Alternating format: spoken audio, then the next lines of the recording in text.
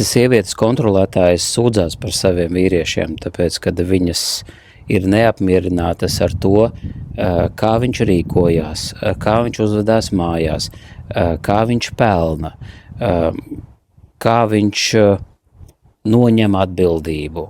Bet kamēr viņas kontrolē, tikmēr viņas nespēja ieraudzīt sevī to emocionālo traumu, jeb emocionālo drošību, ka viņai ir drošāk kontrolēt.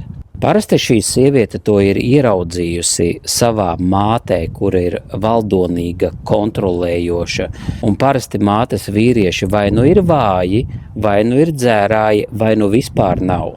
Un meita paņemot šo patērnu nes dzīvē, un meklē vājāku vīrieti, jo tā viņai drošāk eksistē.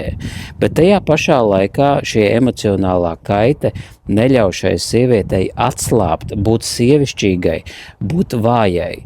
Tādēļ arī sievietes iet zemapziņas terapijās un maina sevī šo patērnu, lai mainītu sevi vispirms.